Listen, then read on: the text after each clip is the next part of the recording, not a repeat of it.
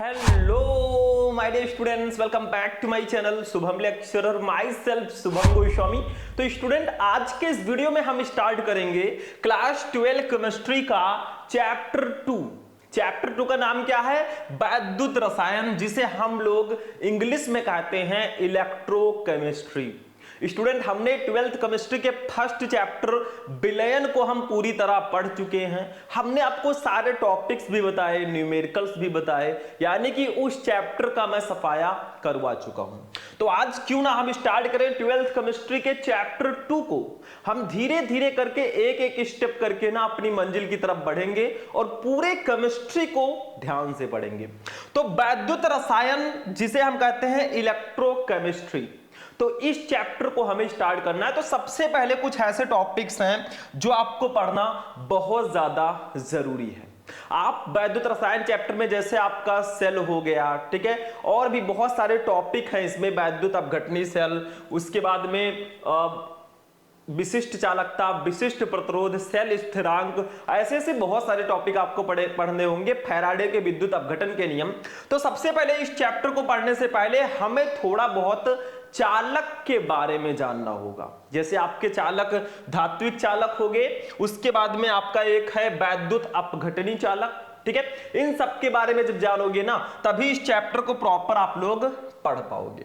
तो सबसे पहले हम बात कर लेते हैं भैया, धात्विक चालक क्या होते हैं। इस चैप्टर में आप चालक, चालकता, ये सब काफी देखने को आपको मिलेगा। तो धात्विक चालक क्या होता है, जिसे हम इंग्लिश में मेटालिक कंडक्टर बोलते हैं, ठीक है। देखो, इसका एक प्यारा सा डेफिनेशन मैं आपको बता देता हूं।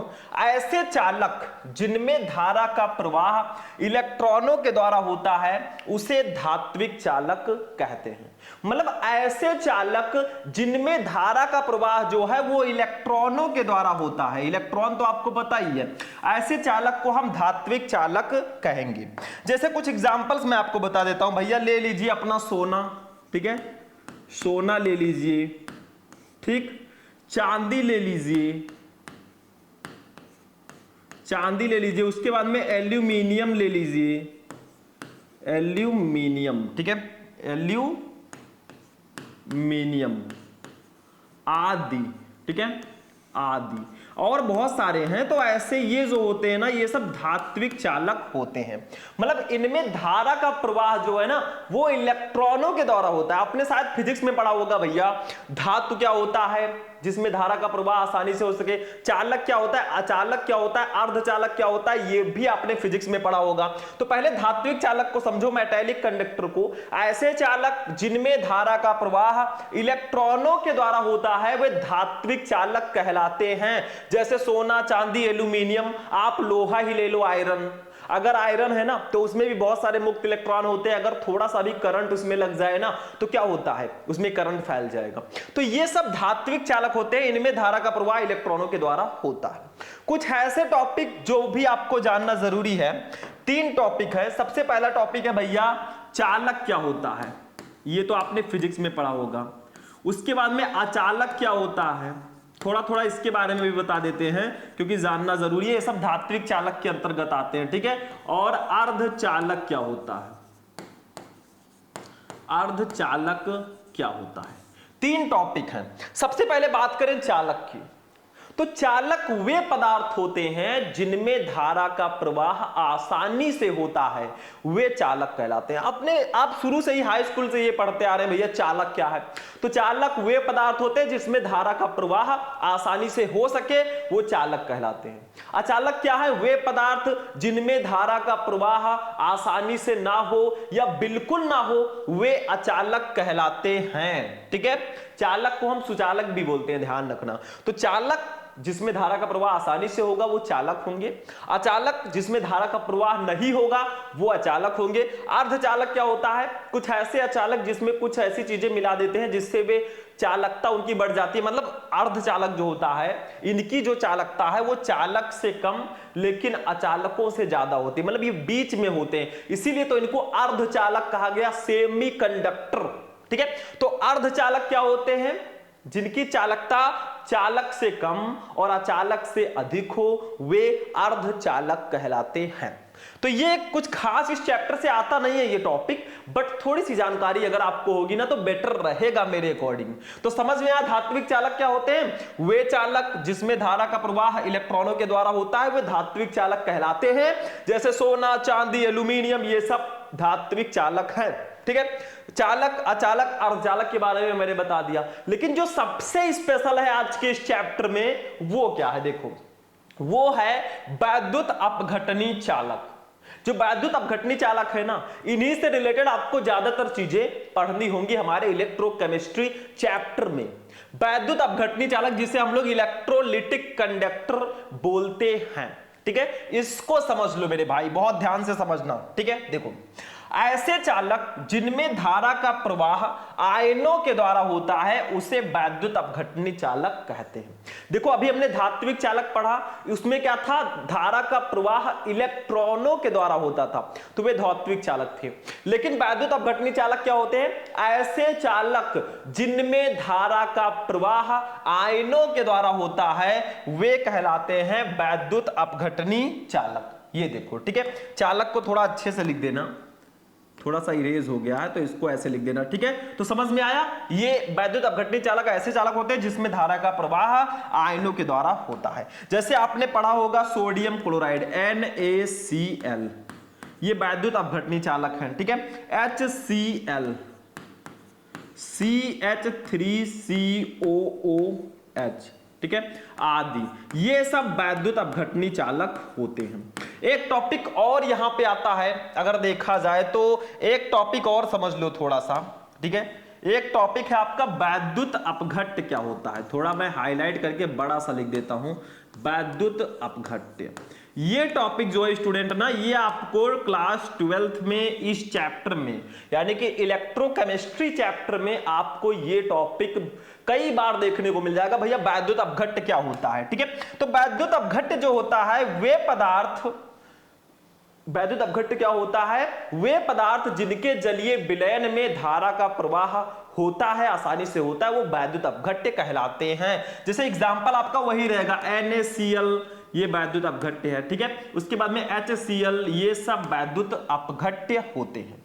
ठीक है, तो ऐसे पदार्थ जिनके जलीय विलयन में धारा का प्रवाह आसानी से हो सके वे वैद्युत अपघट्य कहलाते हैं। जैसे सोडियम क्लोराइड जो आपका है ना, मान लीजिए सोडियम क्लोराइड हमने ले लिया, ये देखो सोडियम क्लोराइड को हमने लिया। सोडियम क्लोराइड का मतलब क्या होता है, नमक जो हमारे घर में यूज होता है। ठीक है, इसमें हमारा सोडियम क्लोराइड है NaCl। मान लीजिए इस नमक को हमने क्या किया, जल में घोल दिया, ये देखो NaCl है। ठीक है, तो यही हमारा वैद्युत अपघट्य होगा।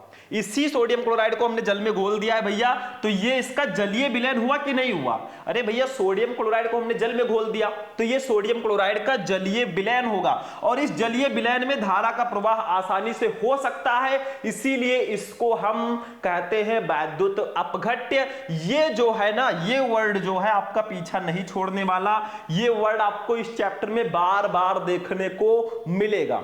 तो वैद्युत अपघट्य क्या होते हैं, वे पदार्थ जिनके जलीय विलयन में धारा का प्रवाह आसानी से हो सकता है वे वैद्युत अपघट्य कहलाते हैं। और अगर इस वैद्युत अपघट्य में NaCl जो आपका है, इसमें अगर हम धारा का प्रवाह करेंगे ना तो भैया क्या होगा, NaCl जो है वो टूट जाएगा किसमें, ये Na+ आयन में और Cl- आयन में। इसी घटना को हम वैद्युत अपघटन बोलते हैं, इलेक्ट्रोलिसिस। समझ में आ गया, बहुत सिंपल है। देखो ऐसे पदार्थ जिनके जलीय विलयन में धारा का प्रवाह आसानी से हो सके वे वैद्युत अपघट्य हुए।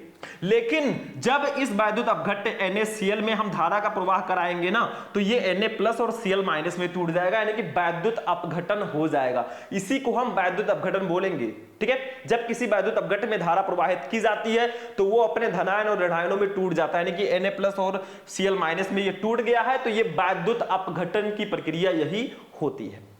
तो मैं आशा करता हूं कि आपको दो टॉपिक समझ में आ चुके होंगे। एक धात्विक चालक क्या होता है, जिसमें धारा का प्रवाह इलेक्ट्रॉनों के द्वारा होता है, धात्विक चालक होते हैं जैसे सोना, चांदी, एल्यूमिनियम आदि। उसके बाद में वैद्युत अपघटनी चालक यानी कि इलेक्ट्रोलिटिक कंडक्टर क्या होते हैं, ऐसे चालक जिनमें धारा का प्रवाह आयनों के द्वारा होता है उसे वैद्युत अपघटनी चालक कहते हैं, इलेक्ट्रोलिटिक कंडक्टर बोलते हैं। जैसे sodium chloride, hydrochloric acid and acetic acid. ठीक है, जैसे देखो, अब मैंने बताया कि वैद्युत अपघट्ट क्या होता है, वे पदार्थ जिनके जलीय विलयन में धारा का प्रवाह आसानी से हो सके वो वैद्युत अपघट्ट कहलाएंगे। और अगर इस वैद्युत अपघट्ट में हम धारा का प्रवाह करेंगे तो ये Na+ और Cl- आयनों में टूट जाएगा। अगर HCl का कराएंगे तो H+ और Cl- में ये टूट जाएगा। इस घटना को वैद्युत अपघटन बोलेंगे। अब एक बहुत ही इंपॉर्टेंट टॉपिक मैं आपको बताने जा रहा हूं। पूछा जाता है कि धात्विक चालक तथा वैद्युत अपघटनी चालक में कोई 3 अंतर लिखिए, कोई 4 अंतर लिखिए या 5 अंतर लिखिए। मैं 5 आपको बता देता हूं। तो यहां पे हमारा अगला हेडिंग होगा, देखो ध्यान से, धात्विक चालक तथा वैद्युत अपघटनी चालक में अंतर, यानी कि difference between metallic conductor and electrolytic conductor. ठीक है, चलो इसमें डिफरेंस भी देख लेते हैं। अभी मैं आपको नोट करने का मौका दूंगा, बिल्कुल टेंशन फ्री रहना। मैं साइड में हो जाऊंगा, तीनों पेज आपको मैं नोट करने का मौका दूंगा। देखो, धात्विक चालक इधर मैंने लिखा है, वैद्युत अपघटनी चालक मैंने इधर लिख दिया है। ध्यान से देखो मेरे भाई, बहुत ध्यान से समझना इस टॉपिक को। देखो, सबसे पहली चीज, मैं कलर चेंज करता हूं और इसको आपको समझाता हूं। देखो, धात्विक चालक क्या होता है, इनमें धारा का प्रवाह इलेक्ट्रॉन के द्वारा होता है। धात्विक चालक में मैंने आपको बताया कि धात्विक चालक में धारा का प्रवाह इलेक्ट्रॉनों के द्वारा होगा, ये तो सिंपल है। वैद्युत अपघटनी चालक, इनमें धारा का प्रवाह आयनों के द्वारा होता है और वैद्युत अपघटनी चालक में धारा का प्रवाह आयनों के द्वारा होता है। ये तो बहुत सिंपल हो गया। ये तो जो मैंने डेफिनेशन में बताया ना वही मैंने लिख दिया। दूसरा, इसमें रासायनिक परिवर्तन नहीं होता है, मतलब जब इसमें धारा का प्रवाह कराया जाएगा ना तो रासायनिक परिवर्तन इसमें नहीं होता है, बट इसमें रासायनिक परिवर्तन होता है। अगर आप वैद्युत अपघटनी चालक में धारा का प्रवाह कराएंगे ना तो वो अपने आयनों में टूट जाएंगे, जिसको वैद्युत अपघटन हम बोलते हैं। चलो, तीसरा अंतर, धात्विक चालक जो है ये ठोस तथा द्रव दोनों अवस्थाओं में चालक का कार्य करते हैं।